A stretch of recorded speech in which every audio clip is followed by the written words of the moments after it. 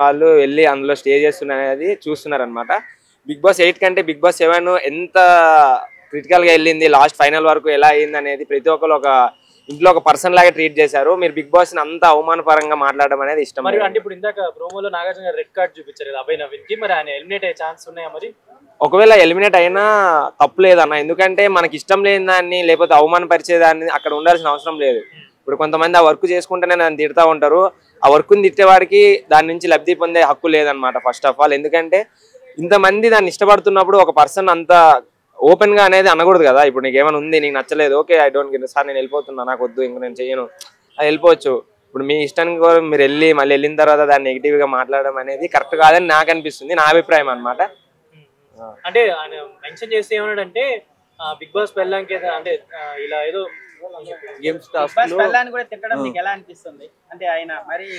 అది big boss అనేది ఒక గేమింగ్ అన్న, ఇది పర్సనల్ గా తీసుకొని వాళ్ళ వైఫ్ ని తిట్టే హక్కు కూడా లేదు. ఎందుకంటే బిగ్ బాస్ లో మీరు గేమ్ ఆడుతున్నారు, జస్ట్ జనాలు కూడా ఒక గేమ్ లా చూస్తున్నారు. అదొకటి ఏంటంటే ఫ్రెండ్లీగా ఉండాలి. బిగ్ బాస్ లో ఇన్ని గొడవలు అయినా బయటకు వచ్చి మళ్ళీ ఫ్రెండ్లీగానే ఉంటారు సెలబ్రిటీస్ అంతా. అక్కడ ఆ షో అయ్యే వరకు మీరు అవి తీసుకోవాలి తప్పితే డైరెక్ట్ వాళ్ళ వైఫ్ ని తిట్టడమే కానీ బిగ్ బాస్ ని తిట్టడమే కానీ ఎటువంటి హక్కు లేదని నాకైతే అనిపిస్తుంది. బట్ నేను కూడా అభిమానం అయితే నేను విమర్శించట్లేదు, బట్ అన్న వైఖరి మార్చుకుంటే కొంచెం బాగుంటుందని నేనైతే అనుకుంటున్నాను. పృథ్వీరాజ్ ఇప్పుడు అంటే అదే కదన్నా ఉమెన్, ఇప్పుడు డైరెక్ట్ అనేది లేడీస్ పైన మనము విరుచుకు పడకూడదు, ఏదైనా ఉంటే గేమ్ పరంగా మనం ఆడుకోవాలి. ఇప్పుడు అదే చెప్తున్నా కదన్నా, బిగ్ బాస్ అనేది ఒక చిన్న స్థాయి నుంచి ఒక పెద్ద స్థాయి వరకు తీసుకెళ్తుంది. ఒక నార్మల్ పీపుల్ కూడా ఒక సెలబ్రిటీని చేస్తుంది. మీ అందరికీ తెలుసు Palle Prashanth Bigg Boss before after చూడొచ్చు. ఇంతకుముందు ఆయన కూడా ఒక సెలబ్రిటీ, ఇన్స్టాగ్రామ్ వరకే ఇన్ఫ్లుయెన్సర్ ఆయన. ఇప్పుడు బిగ్ బాస్కి వెళ్ళి వచ్చిన తర్వాత డైరెక్ట్ ఆయన ఎక్కడికి వెళ్ళినా ఒక చిన్న మినీ ఆర్మీ లాగా వెళ్తుంది. అంటే బిగ్ బాస్ అనేది అంత ఫేమ్ తీసుకొస్తుంది. మీరు బిగ్ బాస్ ని అంత తీవ్రంగా విమర్శించే హక్కు లేదు, అంత తొందరగా మీరు నెగిటివ్ స్ప్రెడ్ చేసేది కూడా హక్కు లేదని నేను అన్నాను. అదే అంటే మీరు కూడా గమనించవచ్చు, ఆయన ఎంత ప్రెస్టేషన్ గురి అయితే రెడ్ కార్డ్ అనేది యూజ్ చేస్తారు. ఇప్పుడు నార్మల్ గా ఆయన రెడ్ కార్డ్ ఇప్పటి వరకు యూజ్ చేయలేదని మీరే అంటున్నారు కదా, ఆయన ఎందుకు అంతలా రియాక్ట్ అయ్యారు? ఇప్పుడు బిగ్ బాస్ ని డైరెక్ట్ గా తిట్టే హక్కు లేదు కదా, తిట్టడం అనేది కూడా కరెక్ట్ కాదు కదా నేనంటా. అదే కదన్నా, ఇప్పుడు బిగ్ బాస్కి వెళ్ళాలి అంటారు కదా. ఇప్పుడు నేను కూడా ఒక బిగ్ బాస్కి వెళ్ళాలి అనుకుంటున్నా, ఓపెన్ చెప్తున్నా. అది ఇప్పుడు వెళ్తానా లేకపోతే 10కి వెళ్తానా 15, 11కి వెళ్తానా, సీజన్ అనేది ఉంటే నేను కూడా ఒక సోషల్ మీడియా ఇన్ఫ్లుయెన్సర్ అయినాక అప్పుడు అవకాశం ఉంటే నేను కూడా వెళ్తా. వెళ్ళినాక దాన్ని విమర్శించడం అనేది హక్కు అనేది ఎవరికి లేదు. మీకు నచ్చితే అందులో ఆడండి, ఎందుకంటే మిమ్మల్ని చూస్తూ జనాలు హాట్స్టార్ లో కానీ మా టీవీలో కానీ చాలా వరకు యూట్యూబ్ లో చూడొచ్చు. ఇప్పుడు బయట వైజ్ లో కానీ చాలా మంది మీ బయటలు కూడా ఫాలో అవుతున్నారు అన్న మీ యూట్యూబ్ లో.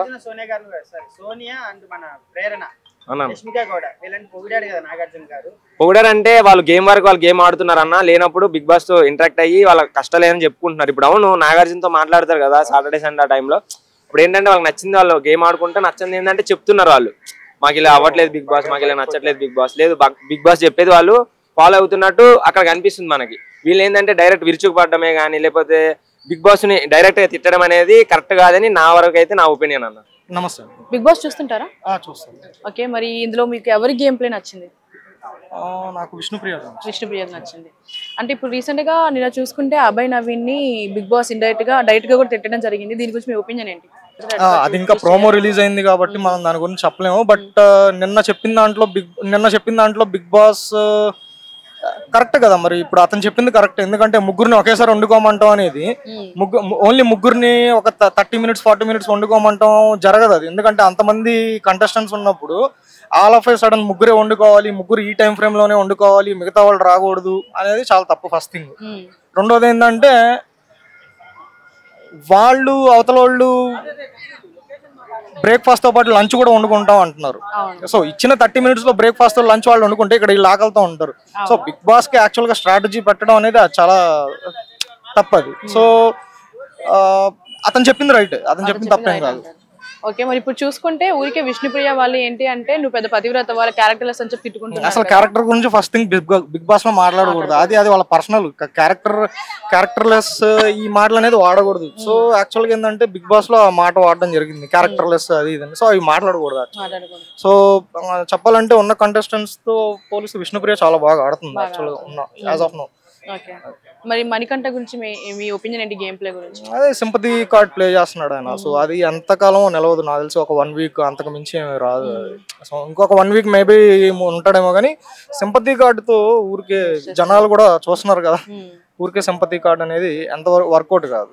బిగ్ బాస్ లో one of the strongest contestant ఎవరు అనుకుంటున్నారు? విష్ణుప్రియ విష్ణుప్రియ అనుకుంటున్నారు. అంటే మరి మేల్స్ లో అబ్బాయిల్లో ఇతను మన పెళ్లి చూపులు నిఖిల్. ఓకే, ఇప్పుడు ఆల్మోస్ట్ 2 months దాటుతుంది, ఆల్మోస్ట్ 2 weeks అవుతుంది, 3rd week లోకి వస్తున్నాం కదా.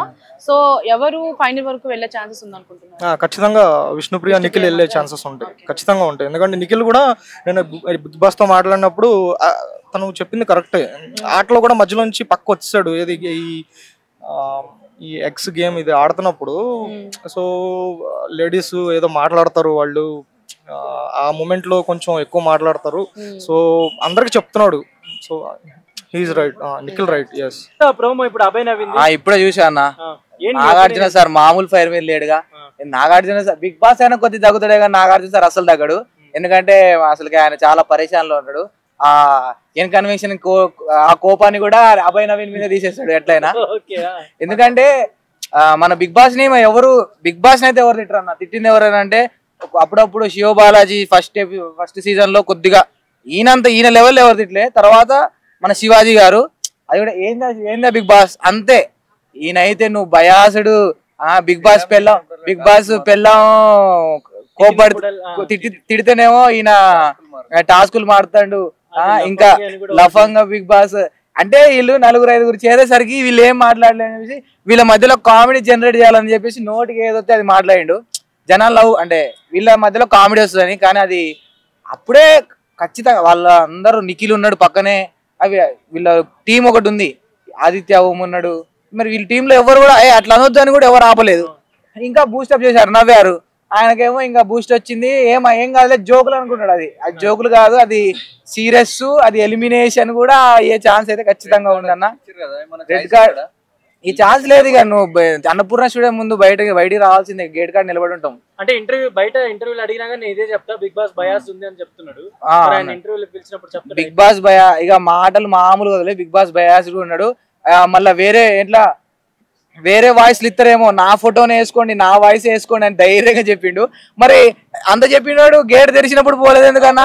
అసలు నాకైతే మస్తు నవ్వుతుంది. ఆయన బిగ్ బాస్ వార్నింగ్ ఇచ్చి ఎవరైతే నేను నచ్చలేదో, నా గేమ్ నచ్చలేదో వెళ్ళిపోండి అని అంటే, గేట్ తెరిచినా కూడా ఉలుకు పలుకులేదు, అట్టనే నిలబడి ఉన్నాడు. పక్కన వాళ్ళు కూడా ఏం చెప్పలే. ఆమె సోనియా చెప్పింది, సారీ చెప్పు బిగ్ బాస్ కంటే. నేను తప్పు చేయలేదు కదా, నేనేం చేసినా, ఏమైంది అసలు ఈ వారం ఖచ్చితంగా గేట్ దగ్గర నిలబడండి, ఖచ్చితంగా అభయ్ నవీన్ రాబోతే అప్పుడు చెప్పండి.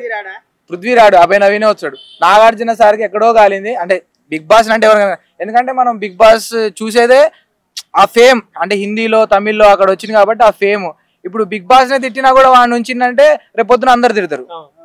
సో ఇక ఖచ్చితంగా అభయ్ నవీన్ తెలంగాణ వాడుగా కొద్దిగా అది రక్తం ఆగలే. అంటే వేరే వాళ్ళు అంటే ఈ తమిళ వాళ్ళు, కర్ణాటక వాళ్ళు వీళ్ళు ఏంటంటే ఆలోచించి మాట్లాడతారు, అనాలా వద్దా అని. కానీ మన తెలంగాణ వాళ్ళు డైరెక్ట్ జీతం ఇచ్చే బాస్ని తిడితే ఎట్లా ఉంచుకుంటాడు అన్న? నేను 3 లక్షల రూపాయలు 2 లక్షలు ఇచ్చి నిన్ను ఉంచుకున్నారు, నీకు పేరు వచ్చేదే అది, నీ పేరే పోయింది, నీకు ఇంకా డబల్ పేరు తెచ్చుకోవాలి. కానీ జీతం వచ్చే బాస్నే నీ జోకులు ఎత్తే ఎట్లా తీసి పడేస్తాడు. అట్లా మీద కూర్చొని దండం పెట్టాడు. సార్ ఒక్క ఛాన్స్ అన్నాడు, అయినా సరే నీకు ఇంకా ఛాన్స్ లేదు, this is my final decision, ఇక నేను మార్చుకోను అన్నాడు. అన్ని సార్లు తిట్టిన ఆదిత్యం చెప్తానే ఉన్నాడు, బాబాయ్ నువ్వు ఎక్కువగా తిట్టున్నావు బిగ్ బాస్ ని, నువ్వు అజ్జాయి ఆగిపోవాలి అన్నాడు. నేనేం తిట్టట్లా, కామెడీగా తీసుకుంటాడు బిగ్ బాస్ అంటే, కామెడీగా తీసుకున్నాడు. అప్పుడు బిగ్ బాస్ ఏం చెప్పాడు, నిన్న 3 సార్లు నీకు వచ్చపోయించాడు, 3 సార్లు పెట్టాడు నిన్ను లైవ్ లో, అయినా నీకు బుద్ధి రాలా, ఇంకా మారలా, నువ్వు ఆ అన్నం తినేగాడు మళ్ళీ వెళ్ళి ముచ్చట పెట్టావు ఆ ప్రేరణతో యష్మితో.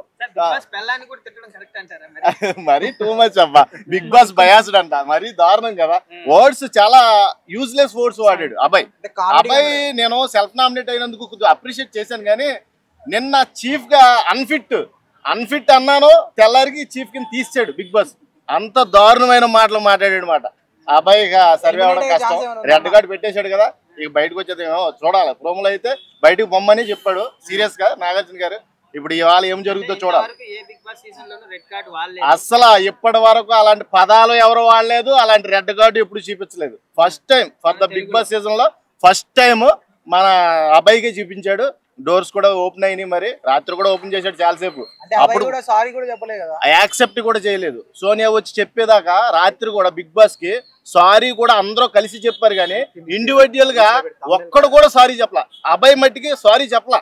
అది కూడా మన నిఖిల్ మన స్ట్రాంగెస్ట్ కంటెస్టెంట్ ఆడు డెసిషన్ తీసుకొని అందరూ కలిసి చెప్పాలి, ఇక సారీ ఈడు ఒక్కడే చెప్పేటట్టు లేడని అందరూ కలిసి సారీ చెప్పిన తర్వాత అప్పుడు నా బిగ్ బాస్ నా రూల్స్ ఈ ఫాలో అయితేనే ఓకే అంటే అప్పుడు మూసుకున్నాయి. అప్పుడు దాకా పృథ్వీరాజ్ సూపర్ వైలెంట్ గేమ్